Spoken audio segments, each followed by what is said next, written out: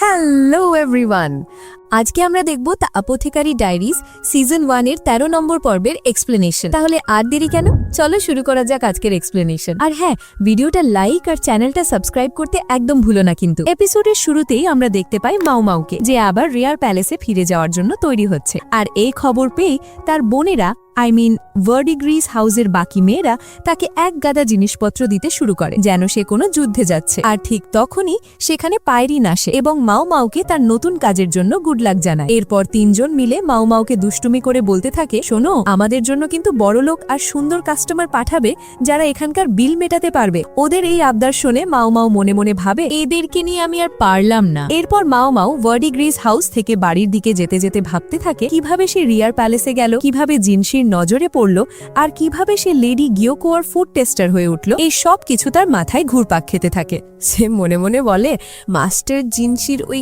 Caterpillar ফাঙ্গাসের গিফটের কাছে আমি শেষমেশ হার মেনে গেলাম আর হ্যাঁ বলে দিলাম। কিন্তু ভেবে দেখলে এটা আমার ভবিষ্যতের জন্য ভালোই হয়েছে।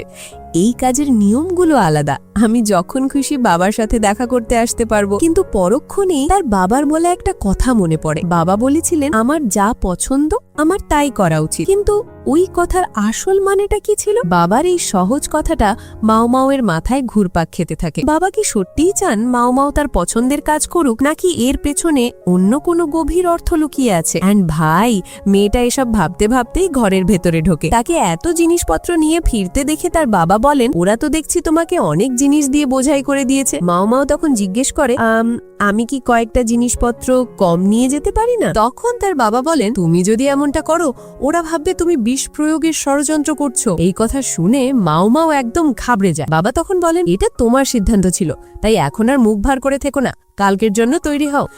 রাতে ঘুমানোর সময় বাবা মাও মাওকে বলেন, কাজের ফাঁকে যখন মন চায় আমার সাথে দেখা করতে আসতে পারো। বাবার এই স্নেহমাখা কথা শুনে মাও মাওয়ের মনটা ভরে যায়। সে ভাবে, আমার মা নেই, কিন্তু আমার কাছে বাবা, দিদা আর আমার বোনেরা আছে যারা আমার খেয়াল রাখে। পরের দিন সকালে জিনসি মাও মাওকে দেখে একেবারে চমকে যায়, কারণ ভার্ডিগ্রিস হাউসের 3 প্রিন্সেস মাও মাওকে এমন ভাবে সাজিয়ে গুজিয়ে পাঠিয়েছে যে তাকে চেনাই যাচ্ছে না। মেকআপ, সুন্দর পোশাক, নতুন হেয়ারস্টাইল, এক কথায় মাও মাওকে দেখতে অসাধারণ কিউট লাগছে। তিনজন রাজকুমারী তখন জিনসিকে বলে, আমরা একে আপনার জন্য তৈরি করেছি, এবার এর খেয়াল রাখার দায়িত্ব কিন্তু আপনার। রাজকুমারীদের কথা শুনে জিনসি লিটারালি লজ্জায় লাল হয়ে যায় আর হ্যাঁ বলে দেয়। আর তখনই মাও মাওয়ের মাথায় দিদার বলা সেই কাস্টমার পাঠানোর কথাটা মনে পড়ে যায়। সে আর এক মুহূর্ত দেরি না করে জিনসিকে ইশারায় চলতে বলে। এরপর সিন শিফট হয় আর আমরা দেখি বাইরে তখন কিছু লোক মাও মাওকে দেখে নিজেদের মধ্যে বলাবলি করছিল, এই সুন্দর মেয়েটাকে তো আগে কখনো ভার্ডিগ্রিস হাউসে দেখিনি। মাও মাও তখন জিনসির দিকে তাকিয়ে বিরক্ত হয়ে বলে, এই সব কিছু আপনার জন্য হয়েছে, আর আমাদের ছেলেটা জিনসি বেচারা তো মাও মাওকে বলতেই পারে না যে সে এই সবকিছু করেছে শুধুমাত্র মাও মাওকে নিজের কাছাকাছি রাখার জন্য। তার মনের কথা মনেই থেকে যায়। মাও মাও আবার জিজ্ঞেস করে, এর কারণটা কি? জিনসি লিটারালি কোনো উত্তর না দিয়ে শুধু বলে, কিছু না। এরপর আমরা দেখি রিয়ার প্যালেসে ঢোকার সময় জিনসি মাও মাওকে বলে, এবার তোমার পুরনো লুকে ফিরে আসা উচিত। মাও মাও জবাবে বলে, হ্যাঁ, আমি ঘরে গিয়েই সেটা করে নেব। আর এখানেই আমরা গল্পে একজন নতুন চরিত্র লাকানকে দেখতে পাই। সে বাইরে থেকে কারোর কথা শুনে জানতে পারে যে ভার্ডিগ্রিস হাউস থেকে একজন মেয়েকে কিনে আনা হয়েছে। অন্যদিকে জিনসি লিটারালি মাও মাওকে সবার নজর থেকে আড়াল করার চেষ্টা করতে থাকে, যা দেখে মাও মাও ভাবে, এই ছেলেটা করছেটা কি?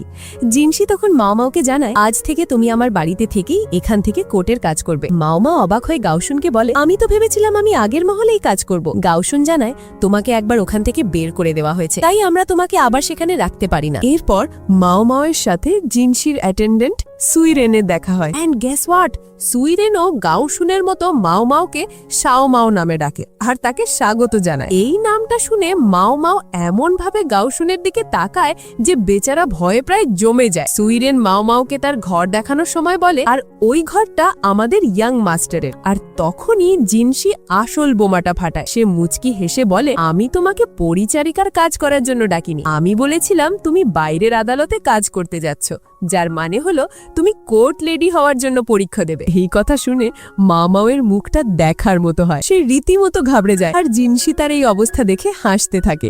এরপর ফ্ল্যাশব্যাকে আমরা মাওমাওকে আনার আগের একটি সিন দেখতে পাই। জিনসি সম্রাটের সাথে ড্রিঙ্ক করতে করতে ভাবছে, সম্রাট খুবই চালাক, আমার এই সুন্দর রূপ আর মিষ্টি গলার কোনো দামি নেই, আমি যা চাই তা আমার নাগালের বাইরে, আমি যতই চেষ্টা করি না কেন শেষ পর্যন্ত আমি তো সম্রাটের হাতের মুঠোয় থাকা একটা বাচ্চাই, তাই আমি পেছনের মহলের ব্যবস্থাপনা এবং সম্রাট যা বলবেন তাই করব, কারণ এটাই একমাত্র উপায় যার মাধ্যমে আমি নিজের রাস্তা বেছে নিতে পারবো। এরপর পরের দিন সকালে মাওমাও তার পুরনো সাদামাটা লুকে ফিরে আসে এবং সুইডেনের সাথে দেখা করে।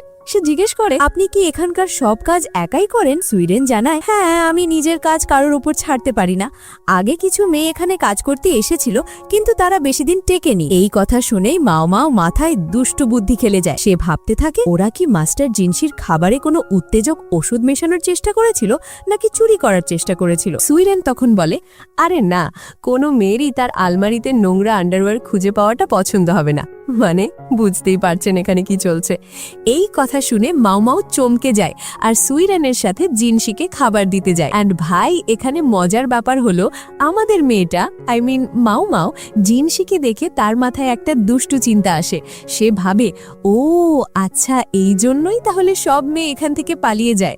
মাস্টার জিনসির এই রূপ দেখলে তো মেয়েরা এমনিতেই মরে যাবে, আর পুরুষদের কথা কি বলবো, তারাও তো এর ওপর ফিদা হয়ে যাবে। এ তো এক পাপী সুন্দরী, আমি কি এই ইউনাকের সুগন্ধি সংগ্রহ করে কামোত্তেজক পণ্য হিসেবে বিক্রি করতে পারি? দেখলেন তো আমাদের মাওর চিন্তাভাবনা কোন লেভেলে চলে। এরপর জিনসি তখন মাওকে বলে, তোমার যদি ওই ঘরটা পছন্দ না হয় আমি তোমাকে অন্য ঘর দিতে পারি। মাও ভাবে, এটাই আমার জন্য একটা দারুণ সুযোগ, কিন্তু গাউসুনের যদি কিছু বলার থাকে তাহলে ও আমায় পরিষ্কার করে বলে না কেন। এইসব ভেবেই মামাও বলে, একটা কুয়ো আর আস্তাবলের পাশের কোনো ঘর হলে কেমন হয়। এই কথা শুনে গাউসুন চমকে যায় আর জিনসি সরাসরি না করে দেয়। এরপর সিন শিফট হয় আর আমরা দেখি গাউসুন মাওকে জিনসির অফিসের দিকে নিয়ে যাচ্ছে। যাওয়ার পথে সে বলে, এই এলাকায় অনেক সামরিক কর্মকর্তা আছেন, তাই একটু সাবধানে থেকো। গাউসুন মাওকে বাঁধ, জল এবং নদী বিভাগ দেখায়, কিন্তু মাওর চোখ তখন পাশে লাগানো ভেষজ গাছের দিকে। গাউসুন বলে, যখন তুমি কোর্ট লেডি হয়ে যাবে তখন এই সব ভারী জায়গাগুলোই তোমার কাজের জায়গা হবে। এরপর মাও সুইডেনের সাথে দেখা করে এবং সুইডেন তাকে জিনসির অফিসে কয়লা নিয়ে যেতে বলে। মাও অফিসে ঢুকে দেখে মাস্টার জিনসি সেখানে নেই।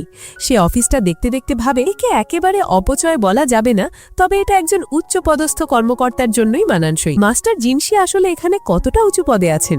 আর এসব ভাবতে ভাবতে সে বাইরে এসে কিছু মেয়েকে দেখে। সে ভাবে, বাহ, বাইরের কোর্টের মহিলারা তো সেক্রেটারির মতো, বেশ মজার পরিবেশ তো, কিন্তু ভেতরের মহলে ওরা কেবল মহিলা কর্মকর্তাদের একটা দল যারা নিজেদের সম্মান নিয়ে ব্যস্ত থাকে। তাই ওরা নিজেদের সাফাইয়ের কাজ থেকে বাইরে আসে না, কারণ ওটাই ওদের কাজ। ঠিক তখনই কিছু মেয়ে এসে মাওকে ঘিরে ধরে আর জিজ্ঞেস করে, তুমি কে আর নিজেকে কি মনে করো? হ্যাঁ। মাও মেয়েটির বুকের দিকে তাকিয়ে ভাবে, ভালো খাবার পেলে এগুলো বেশ ভালোই বাড়ে। মেয়েটি আবার চিৎকার করে বলে, শুনতে পাওনি? তোমাকে কেন মাস্টার জিনসির কাছে পাঠানো হয়েছে? আর এই কথা বলতেই বাকি মেয়েরাও মাওয়ের উপর চেঁচামেচি শুরু করে দেয়। মাও শান্তভাবে সরাসরি বলে, তোমাদের কি আমাকে দেখে হিংসে হচ্ছে? এন্ড ভাই, এই কথা শুনে মেয়েটি রেগে গিয়ে মাওকে একটা থাপ্পড় মেরে দেয়। মাও তখন ভাবে, মনে হচ্ছে আমি ভুল কথা বলে ফেলেছি, কিন্তু পরক্ষণেই সে তার তুখোড় বুদ্ধি কাজে লাগায়। সে বলে, ওনার মতো একজন মহান মানুষের ভালোবাসা আমার মতো একটা কুৎসিত মেয়ের জন্য নয়। আপনারা কি সত্যিই ভাবেন যে তিনি মাংসের স্তূপ ছেড়ে হাড় পছন্দ করবেন? তখন সুই নামের একটি মেয়ে জিজ্ঞেস করে, তাহলে তিনি তোমাকে চাকরিটা দিলেন কেন? এই কথা শুনে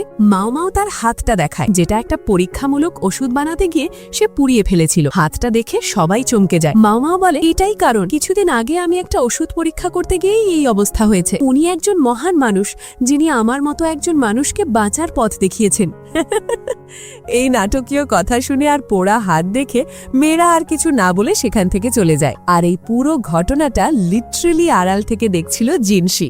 সে বেরিয়ে এসে বলে, ইন্টারেস্টিং, তোমার কি এসবে কোনো সমস্যা হয়? জিনসিকে দেখে মাও দৌড়ে পালানোর চেষ্টা করে, আর জিনসি পেছন থেকে চেঁচিয়ে বলে, আরে তুমি পড়াশোনা করছো কিনা? তোমার পরীক্ষা কিন্তু সামনেই আসছে। এরপর সিন শিফট হয় আর আমরা দেখি রাতে মাও পড়তে বসে। তার চোখ যায় জিনসির দেওয়া সেই ক্যাটারপিলার ফাঙ্গাসের গিফটার দিকে। সে যেই সেটা খুলতে যাবে অমনি সুইডেন এসে বলে, হইচই করো না মাও। আবার পড়তে শুরু করে আর সুইরেন চলে যাওয়ার পর একা একা হাসতে থাকে। এরপর আমাদের জানানো হয় যে মাও মাও পরীক্ষা দিয়েছিল, কিন্তু সে তাতে ফেল করেছে, যা শুনে জিনসি বেশ চিন্তিত হয়ে পড়ে। আসলে মাও মাও এখন জিনসির একজন বিশেষ পরিচারিকা। শেষ দৃশ্যে মাও মাও বাইরে যায় আর এক গাদা ভেষজ গাছ দেখে খুব খুশি হয়ে যায়। এন্ড সাডেনলি সে অন্যদিকে তাকাতেই সুই পেছন থেকে এসে তার মাথায় একটা চাটি মেরে বলে, এই লাইনের ওপরে যাওয়া নিষেধ। মাও মাও ভাবে কথাটা তো না মেরেও বলা যেত।